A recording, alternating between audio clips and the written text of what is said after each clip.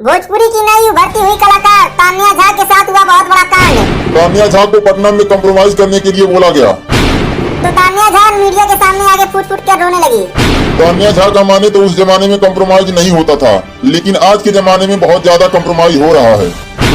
तान्या झा का इतना बुरा दिन आया कि दिल्ली में पावरोटी बीनकर खा रही थी। तान्या झा अपने डिग्री के दम पे गई थी भोजपुरी इंडस्ट्री में कदम रखने, पटना में गई गाना गाने तो कंप्रोमाइज के लिए बोला गया।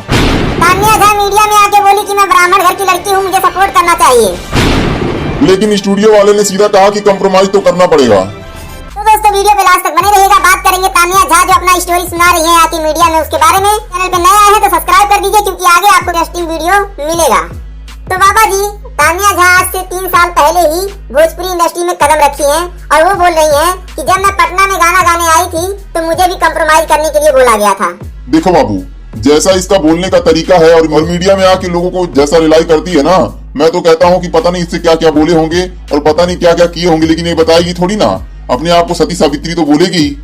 बाबा जी, जैसे तान्या झा गरियाती है, अभी तो बोल रही है कि मैं ब्राह्मण घर की लड़की हूँ, मेरे पास डिग्री था, मुझे सपोर्ट करना चाहिए था।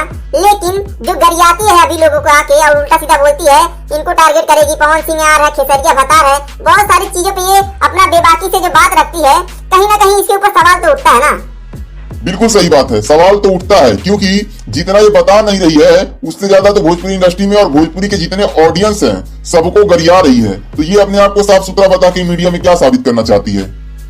और तान्या झा मीडिया में आके बोलती है कि हमारे पास डिग्री है। तो मैडम जी जरा ये बताइए कि आपके पास पढ़ाई लिखाई का डिग्री है या फिर गायकी का डिग्री है? मैं गारंटी लेके कहता हूँ कि अगर आपके पास गायकी का डिग्री होता तो आप जो अब शब्दों का उपयोग करती हैं, उल्टा सीधा बोलती हैं और बेबाकी से जो गाना गाती है ना, आप बोलती हैं कि हाँ हमारा क्या करवा मर्दे और बहुत सारा बात, तो आप नहीं करती। क्योंकि एक जो गायक होता है ना, जो सीख के आता है, वो अपने जबान को कैसे कंट्रोल रखना है उसको बहुत अच्छी तरह से पता होता है। बेटा, जो गायक होता है ना, उसके मानसिकता को ना आप बहुत अच्छी तरह से समझ सकते हो। इंसान वो गलत होगा, कुछ भी होगा, उसकी बात अलग है, लेकिन जो पब्लिक में वो नजर आएगा ना, उसका जो रवैया होगा ना, उसको जो संस्कार है ना, वो पूरा झलकेगा। आदमी को समझ में आएगा कि हाँ एक कलाकार है। लेकिन तान्या झा का जो तरीका है ना, उससे कहीं भी नहीं लगता ये कि गायकी का डिग्री लेके आई है। कोई पढ़ाई लिखाई का छोटा मोटा डिग्री लेके आई होगी और चलती होगी पटना स्टूडियो, और स्टूडियो वाला भी सोचा होगा गोल मटोल तो है, थोड़ा सा चख लेते हैं।